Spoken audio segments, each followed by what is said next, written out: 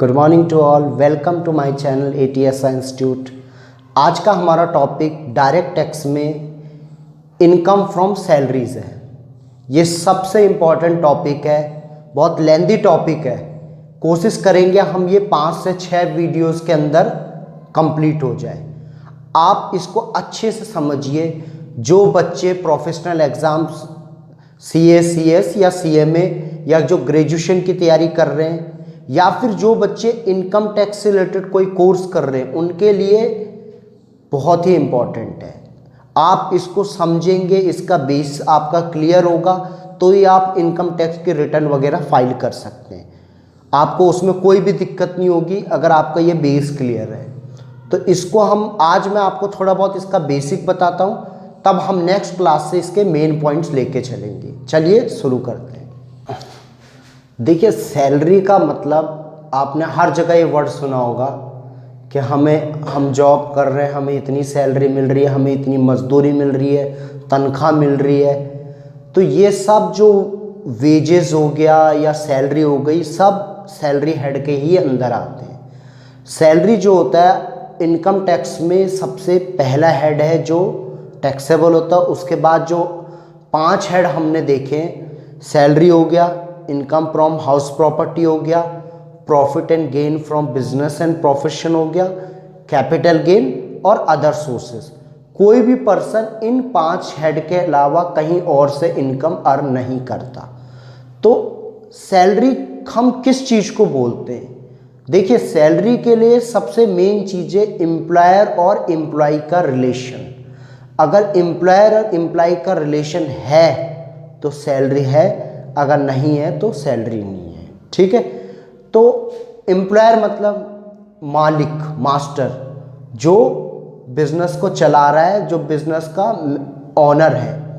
और एम्प्लॉय कौन? जो उसको एक सर्विस दे रहा है। तो होता क्या है, income is taxable under salary head if there is a relation of employer and employee. अगर एम्प्लॉयर है एम्प्लॉय का रिलेशन है तो हम इनकम को टैक्सेबल करते किस हेड के अंदर? सैलरी के अंदर। तो 2 पर्सन में ही सारी कहानी है, एक एम्प्लॉयर है और एक क्या? एम्प्लॉय।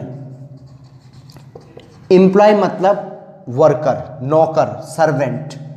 एम्प्लॉयर मतलब ऑनर, जो बिजनेस को चला रहा है, बिजनेस में इन्वेस्ट कर रहा है, या मास्टर जो है बिजनेस का। तो हम क्या करते हैं, जो एम्प्लॉय है, एम्प्लॉय क्या कर रहा है? उसको सर्विसेज प्रोवाइड कर रहा है। वो कोई गुड्स नहीं दे रहा, उसको क्या दे रहा है? सर्विस। और एम्प्लॉयर उसकी कंसिडरेशन के बदले में क्या दे रहा है उसको? सैलरी। चाहे वो सैलरी दे, चाहे वेजेस दे, वो सब क्या होता है? सैलरी का पार्ट होता है। अब देखिए, एम्प्लॉयर की तरफ से कुछ भी मिल रहा है आपको, चाहे वो कैश में मिल रहा है, चाहे कैश में नहीं मिल रहा, वो सब कुछ किसके अंदर आता है? सैलरी हेड के अंदर आता है। उसमें से कुछ चीज़ें टैक्सेबल होती है, कुछ चीज़ें हमारी क्या नहीं होती? टैक्सेबल नहीं होती। उन्हीं हेड को हमने समझना है। तो हेड हमारे बहुत सारे हैं, तो उनको हम एक एक करके समझते हैं। तो सबसे पहले जो मैंने आपको बता दिया कि एम्प्लॉयर एम्प्लॉय का रिलेशन होना जरूरी है। अब जो सैलरी मिलती है एक कंपनी में, वो आपको 3 पार्ट्स में हमने समझना है। सबसे पहले एक तो होता है हमारा अलाउंसेस, दूसरा होता है हमारा परक्यूजिट्स, और तीसरा होता है हमारा रिटायरमेंट बेनिफिट।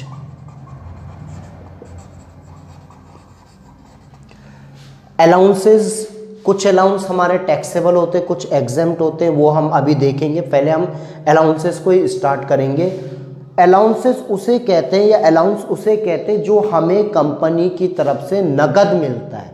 अगर कंपनी की तरफ से आपको कुछ भी कैश मिल रहा है तो वो क्या है? हमारा अलाउंस है। ठीक। जैसे आपको कंपनी सैलरी दे रही है, DA दे रही है, DA मतलब महंगाई भत्ता हो गया, लंच के लिए पैसे दे रही है, आने जाने के लिए किराया दे रही है, आपको कैश दे रही है, आपके बैंक अकाउंट में पकड़ा रही है, कुछ भी कर रही है, तो वो सब क्या है? हमारा अलाउंस, जो हमें कैसे मिल रहा है? कैश। ठीक, समझ आ गया। परक्यूजिट्स वो होती है जो हमें नॉन कैश मिलती है। नॉन कैश बोलो तो फैसिलिटी। अगर एम्प्लॉयर की तरफ से आपको कोई फैसिलिटी मिल रही है तो उसको हम क्या कहते हैं, परक्यूजिट्स कहते हैं।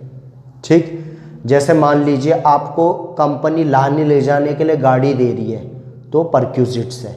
रहने के लिए घर दे रही है, रेंट फ्री एकोमोडेशन दे रही है, घर दे दिया, किराया कौन दे रही है, कंपनी दे रही है, या कंपनी का अपना घर है उसमें रह रहे हो आप, तो वो क्या है, फैसिलिटी है।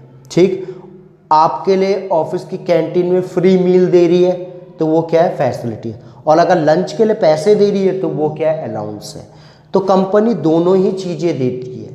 तो अगर आपको कुछ भी कैश मिल रहा है तो अलाउंसेस होता है, और परक्यूजिट्स क्या होता है, हमारा जो नॉन कैश होता है। ठीक, तीसरा पॉइंट है हमारा रिटायरमेंट बेनिफिट। रिटायरमेंट बेनिफिट में भी कंपनी क्या करती है, कंट्रीब्यूट करती है।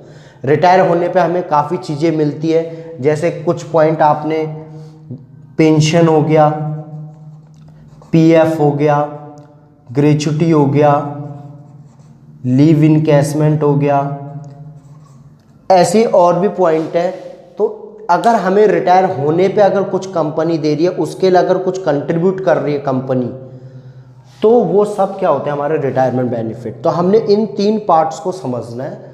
देखिए, अलाउंसेस जो होते हैं, जो कंपनी की तरफ से मैंने आपको बताया कैश में मिल रहे हैं, तो उसमें कुछ पार्ट टैक्सेबल होता है, कुछ हेड जो होते हैं वो पार्टली टैक्सेबल होते हैं। तो हम जो मेन हेड है उनके हिसाब से हम समझते हैं इसको। सबसे पहले जैसे हमारा बेसिक सैलरी होता है, बेसिक सैलरी। बेसिक सैलरी का मतलब हो गया कि जिस सैलरी पे, जिस पे स्केल पे आप कंपनी में ज्वाइन करते हैं, वो क्या होता है, हमारा बेसिक सैलरी होता है। कि मिनिमम आपको इस कंपनी में इतनी सैलरी मिलेगी ही मिलेगी। जब आप ज्वाइन कर रहे हैं तो बेसिक सैलरी पे अपॉइंट होते हैं, तो वो क्या होती है, हमारी फुली क्या होती है, टैक्सेबल होती है। ये इस पे पूरा टैक्स लगता है। अगर मान लीजिए आपकी सैलरी 30,000 पर मंथ है, तो 30,000 इंटू 12, 3,60,000 क्या होगा, फुली टैक्सेबल होगा। ठीक, दूसरा होता है डीए। डीए सुना होगा आपने हर जगह, डीएनएस अलाउंस। डीएनएस अलाउंस का मतलब हो गया महंगाई भत्ता। इसका एक पार्ट रिटायरमेंट बेनिफिट के लिए होता है, उसको हम समझेंगे अभी आगे। ये भी क्या होता है, फुली टैक्सेबल। डीए हमें तब मिलता है जैसे महंगाई बढ़ती रहती है, इन्फ्लेशन है कंट्री के अंदर, तो इन्फ्लेशन की सिचुएशन में गवर्नमेंट क्या करती है, डीए भी क्या करती है, इंक्रीज करती रहती है। और डिपेंड करता है किसके ऊपर, बेसिक सैलरी के ऊपर। तो डीए जो होता है वो जितना भी हमें मिलेगा वो क्या होगा, पूरा टैक्सेबल होगा। ठीक, इसके अलावा अगर आपको लंच अलाउंस मिल रहा है, लंच अलाउंस का मतलब लंच के लिए क्या मिल रहे, पैसे मिल रहे, तो वो भी क्या होगा, फुली टैक्सेबल। मेडिकल अलाउंस, अगर किसी को मेडिकल अलाउंस मिल रहा है, फुली टैक्सेबल। मतलब मेडिकल अलाउंस का मतलब ये है कि आपको इलाज के लिए पैसे मिल रहे, 1,000 रुपये 2,000 रुपये पर मंथ मिल रहे, आप बीमार हो चाहे ना हो आपको पैसे दे रही है कंपनी, तो एक अलाउंस है। अलाउंस क्या होगा, फुली क्या होगा, टैक्सेबल होगा। इसके अलावा जैसे मान लीजिए आपको टेलीफोन अलाउंस मिल रहा है, टेलीफोन अलाउंस, तो ये भी क्या है, हमारा फुली टैक्सेबल। टेलीफोन अलाउंस का मतलब टेलीफोन के लिए क्या मिल रहे हैं, आपको पैसे मिल रहे हैं। आपका मोबाइल है, मोबाइल का बिल नहीं दे रही कंपनी, आपको 1,000 रुपये 500 रुपये 2,000 रुपये पर मंथ दे रही है, तो वो पूरा का पूरा आपके सैलरी में ऐड होगा। अगर कंपनी आपका बिल देती तो वो पूरा का पूरा एग्जेम्प्ट होता, अगर रिम्बर्स करती या खुद पे करती तो पूरा एग्जेम्प्ट होता, वो हम आगे देखेंगे। अभी हम एक टॉपिक लेके चल रहे हैं, अलाउंसेस तो बहुत सारे हैं, वो हम आगे देखेंगे। अभी हम टॉपिक लेके चलते हैं house rent allowance. House rent allowance का मतलब एचआरए। तो एचआरए क्या होता है हमारा, ये हम टॉपिक इसलिए कर रहे हैं क्योंकि ये पार्टली टैक्सेबल होता है। पहला जो टॉपिक है house rent allowance, house rent allowance का मतलब ये है कि आपको किराए के लिए पैसे मिल रहे हैं, आप कहीं किराए पे रह रहे और आपका किराया कौन दे रही है, कंपनी दे रही है। आपका किराया 10,000 रुपये, ठीक, और आपको कंपनी कितना किराया दे रही है, 10,000 आपको दे रही है, लैंडलॉर्ड को नहीं दे रही, आपको अपनी जेब में सैलरी के लिए दे रही है, तो उसे कहते हैं हम हाउस रेंट अलाउंस, ठीक। तो ये फुली टैक्सेबल नहीं होता क्योंकि आप भी तो किराया दे रहे हो, तो ये पार्टली टैक्सेबल होता है। तो कितना टैक्सेबल जो होता है, इसमें कुछ हिस्सा जितना भी आपको HRA मिलता है एग्जेम्प्ट होता है मिनिमम ऑफ 3 पॉइंट में जो सबसे कम होगा उतने की आपको टैक्स से क्या मिल जाएगी, छूट मिल जाएगी। तो सबसे पहला जो पॉइंट होता है वो होता है हाउस रेंट अलाउंस रिसीव्ड, जितना भी आपको क्या मिला है, HRA मिला है। दूसरा पॉइंट जो होता है हमारा, जितना हमने रेंट पेड किया है माइनस 10% ऑफ सैलरी। और थर्ड पॉइंट होता है हमारा 50% ऑफ सैलरी अगर हम मेट्रो सिटी में रह रहे हैं। अब मेट्रो सिटी का मतलब ये नहीं है कि जहां मेट्रो चल रही है, मेट्रो सिटी का मतलब ये है जो महानगर है, दिल्ली, मुंबई, चेन्नई, कोलकाता, इनको क्या बोलेंगे हम, मेट्रो सिटी। दिल्ली, मुंबई, चेन्नई, कोलकाता, तो इनमें अगर आप रह रहे हो तो 50% ऑफ सैलरी सी पॉइंट होगा, और अगर इसके अलावा कहीं और रह रहे हो आप तो 40% ऑफ सैलरी अदर सिटी में अगर कहीं रह रहे हो आप तो, ठीक। अब जो है सैलरी वर्ड का मतलब क्या, अब सैलरी में तो काफ़ी चीज़ें आती हैं, काफ़ी अलाउंस, फैसिलिटीज़, परक्विजिट आते हैं हमारे। अब हम कुछ पॉइंट्स देखते हैं, नोट जो है हमारे, नोट में सबसे पहले सैलरी का मतलब क्या है। सैलरी फॉर HRA जो होती है, यही पॉइंट्स ध्यान से समझने, बेसिक सैलरी, DA का वो पार्ट जो रिटायरमेंट बेनिफिट के लिए होगा, जिस हिस्से को हम रिटायरमेंट बेनिफिट के लिए यूज कर रही है कंपनी कैलकुलेट करने के लिए, उसको हम यहां पे लेंगे। और fix commission on turnover, fix commission,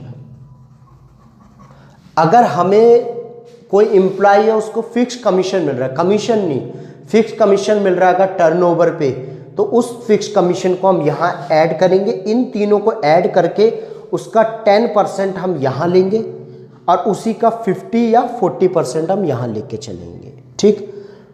तो ये आपको पॉइंट समझ आ गया कि जितना भी आपको HRA हाउस रेंट अलाउंस मिलता है, ये जो ITR फाइल करते हैं तो उस टाइम भी हमें पहले इसका ध्यान रखना पड़ता है। इसको कैलकुलेट करते हैं हम कि जितना भी हमें HRA मिलता है, HRA में से 3 पॉइंट में जो सबसे कम होगा एग्जेम्प्ट, उसको हम क्या करेंगे, जो मिनिमम होगा वो क्या होगा, हमारा एग्जेम्प्ट होगा, मिनिमम ऑफ 3। तो इसको हम एक इलस्ट्रेशन के थ्रू समझते हैं। HRA के कॉन्सेप्ट को हम समझते हैं पहले, एक इलस्ट्रेशन लेके। इसमें हमारी बेसिक सैलरी 20,000 पर मंथ, एक महीने की हमारी बेसिक सैलरी 20,000 है। DNS अलाउंस, DA हमारा 10,000 पर मंथ है, और उसका 50% हिस्सा हम रिटायरमेंट बेनिफिट के लिए यूज़ करते हैं कैलकुलेशन करने के लिए। फिक्स कमीशन जो है टर्नओवर पे हमें मिल रहा है 1 लाख पर एनम, और लंच अलाउंस 2,000 है। हाउस रेंट अलाउंस हमारा 10,000 पर मंथ कंपनी दे रही है, जबकि हम किराया दे रहे हैं दिल्ली में 15,000 पर मंथ। तो दिल्ली में दे रहे हैं, इसका मतलब मेट्रो सिटी में रह रहे हैं। तो कैसे हम इसको सॉल्व करेंगे, सबसे पहले हम बेसिक सैलरी लेंगे। तो बेसिक सैलरी जो है हमारी 20,000 पर मंथ है, तो एक साल की क्या हो गई, 2,40,000 पर एनम कैलकुलेट करेंगे। हम कौन से ईयर को लेकर चल रहे हैं, 1920 हमारा प्रीवियस ईयर है।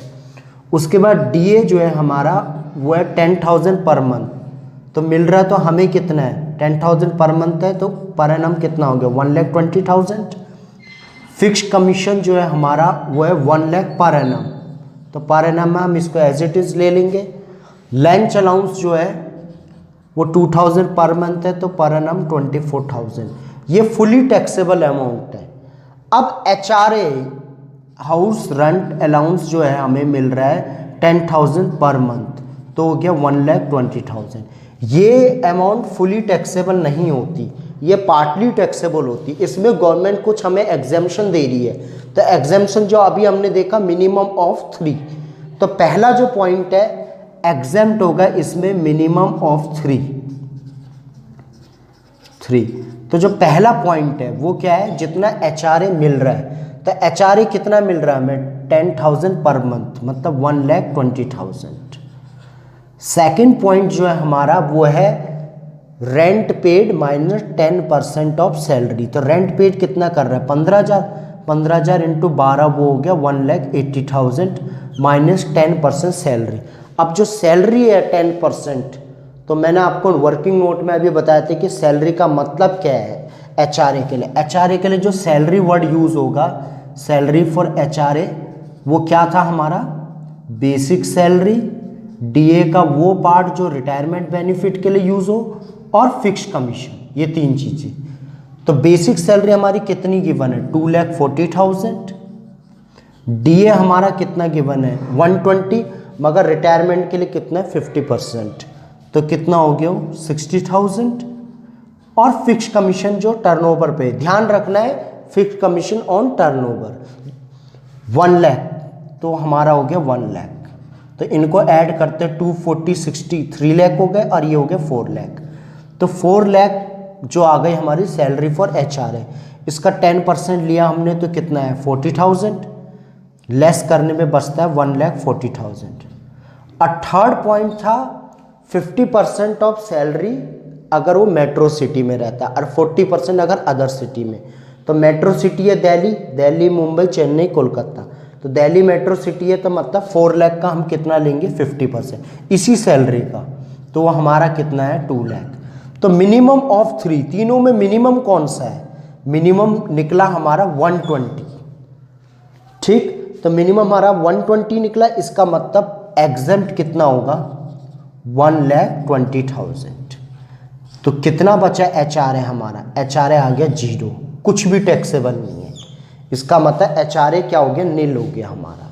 ठीक, तो आप इनका टोटल 240, 360, 460 और 4,84,000, तो हमारी जो टोटल इनकम है 4,84,000 है। इससे हम अभी आगे एग्जाम्पशन वगैरह लेस करते, डिडक्शन लेस करते, वो हम बाद में देखेंगे।